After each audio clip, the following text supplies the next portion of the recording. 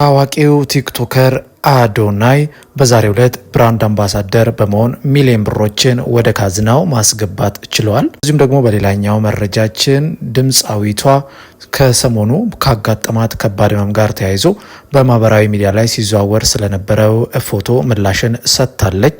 ከሰሞኑ በተለያዩ ማህበራዊ ሚዲያዎች ላይ አነጋጋሪ የነበረው ጉዳይ በተለያዩ የትግረኛ ሙዚቃዎች ታዋቂ የሆነችው ድምፃዊት ማህሌት ገብረ ጊዮርጊስን በተመለከተ በፊት ከነበራት አካላዊ ገጽታ ፍጹም ተቀይራና በከባድ ህመም ውስጥ እንዳለች የሚያሳይ ፎቶ በተለያዩ ማህበራዊ ሚዲያ ላይ መጋራቱን ተከትሎ ብዙዎች ምን ሆና ነው የሚልን ጥያቄ ሲያቀርቡላት ነበረ።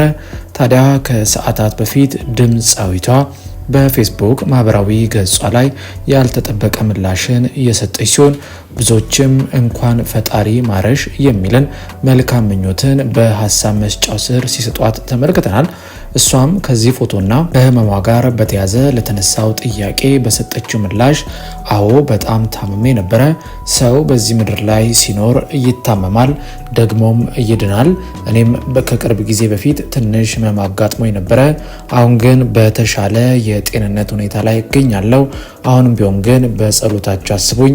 ነገር ግን በማህበራዊ ሚዲያዎች ላይ በስፋት ሲዘዋወር እንደነበረው ፎቶ አሁን ያለውበት ገጽታ ያ አይደለም። በህመሜ ወቅት የነበርኩበት ሁኔታ ነው በፎቶ ላይ ብዙዎቻችሁ የተመለከታችሁት። አሁን ግን ፈጣሪ ረድቶኝ ከዚህ አስከፊ ሁኔታ ወጥቻለሁ።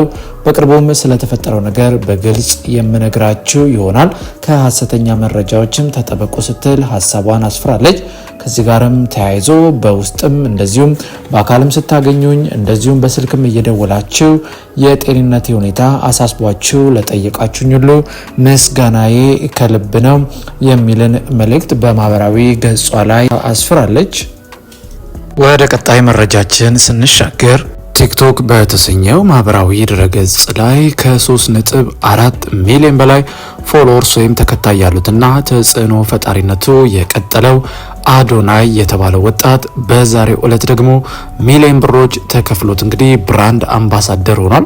አፍሮ ሀብ ኢትዮጵያ ኢቨንት ድርጅት በኢትዮጵያ ወጣት ተጽዕኖ ፈጣሪ የሆነውን አዶናይን ድርጅቱ የአፍሪካ ቲክቶክ አዋርድና ለኢንተርናሽናል ኢቨንትስ ዝግጅቱ ብራንድ አምባሳደርና ፓርትነር አድርጎ ተሾሟል። ይህም ደግሞ በማህበራዊ ሚዲያው ላይ መነጋገሪያ ሆኗል። ድርጅቱ እንዳስታወቀው ፕሪሚየም ኢቨንትስ በኢትዮጵያ የተመሰረተ የኢትዮጵያን ብሎም የአፍሪካን የወጣቶች የስራ ፈጠራና ኢኮኖሚ ለማሳደግ የሚሰራና የኢትዮጵያና የአፍሪካን ባህላዊ ኢኮኖሚያዊ እንዲሁም የፈጠራ አቅም ለተቀረው ዓለም ለማስተዋወቅ የሚሰራ ድርጅት እንደሆነ አዘጋጆቹ ገልጸዋል።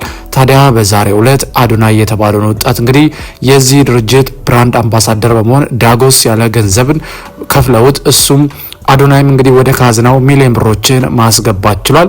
ፕሮግራሙ ላይ እጅግ ብዙ ሰዎች የተገኙ ሲሆን እነ ሰራዊት ፍቅሬን ጨምሮ እጅግ ብዙ ታዋቂ አርቲስቶች በፕሮግራሙ ላይ ታድመው ነበረ።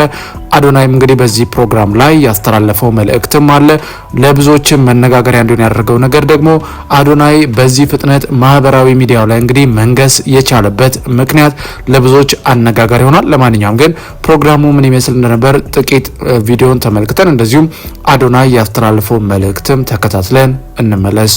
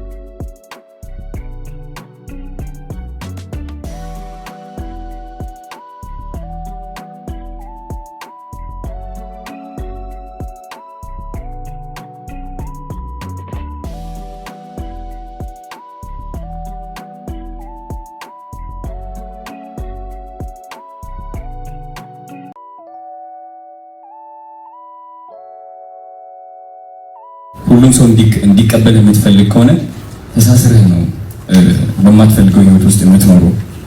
ሁላችንም የማይቀበልን ሰው አለ፣ የሚቀበልን ሰው አለ። አስመስለንም ሳናስመስልም ማለት ነው። ስግጥ ፍምስ ማለት ምን ማለት ነው?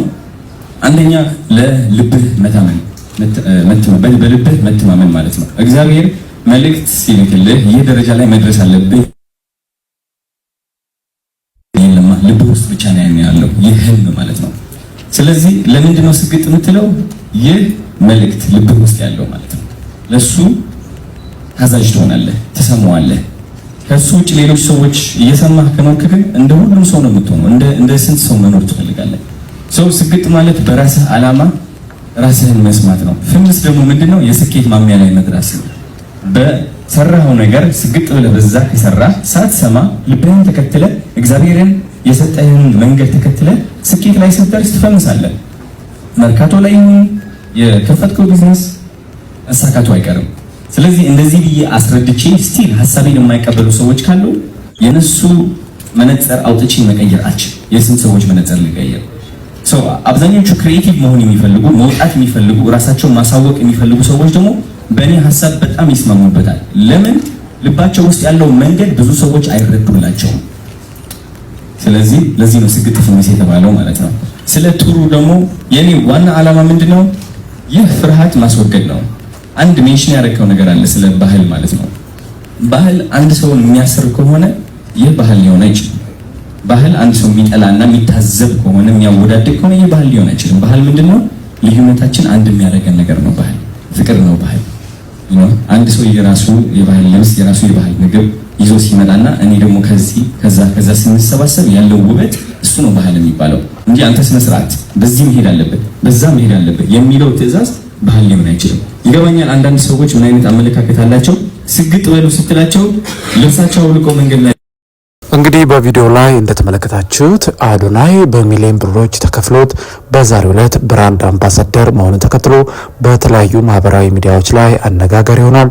አንዳንዶች ምን ሰርቶ ነው ግን አዶናይን በእንደዚህ አይነት መልኩ ማህበራዊ ሚዲያ ላይ ተጽዕኖ እንዲፈጥር እየተደረገ ያለው ምን ያደረገው በጎ ተግባር አለ የሚሉ እንዳሉ ሁሉ አንዳንዶች ደግሞ አዶናይ ወጣቱን ሊያነቃ የመጣ እጅግ ንቁ የሆነ ሰው ነው፣ ስለዚህ ይሄ ሲያንሰው እንጂ ሲበዛበት አይደለም የሚለንም ሀሳብ ሲሰጡ ተመልክተናል።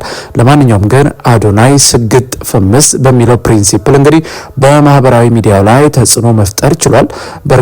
በእርግጠኝነትም እንደምናስታውሰው ይህ ጉዳይ ለሱ የሰራለት ይመስላል። ምክንያቱም ወደ ኢትዮጵያ ከመምጣቱ በፊት እንኳን 1 ሚሊዮን በላይ ፎሎወርስ የነበረው አሁን ግን በ3 ወር ባልሞላ ጊዜ ውስጥ ወደ 2.4 ሚሊዮን ፎሎወርስ በመጨመር በ3.4 ሚሊዮን እንግዲህ ከኢትዮጵያ ቲክቶከሮች መካከል ቀዳሚው ለመሆን ጉዞን አድርጓል። ከዚህም ባሻገር ደግሞ የተለያዩ ድርጅቶች ከእርሱ ጋር አብሮ ለመስራት ውልን እየፈጸሙ ይገኛሉ። የአዶናይ ግስጋሴም እጅግ አስገራሚ ሆኖ ቀጥሏል። እናንተስ ውድ የሁሉ አዲስ ሚዲያ ቤተሰቦች በዚህ ጉዳይ ላይ ምን ትላላችሁ? አዶናይ ይገባዋል ወይስ ምንም አልሰራም ዝም ብለው ማህበራዊ ሚዲያ ላይ ክበውታል ወይም ደግሞ አንግዘውታል ብላችሁ ታስባላችሁ? ሀሳብና አስተያየታችሁን ልትሰጡን ትችላላችሁ።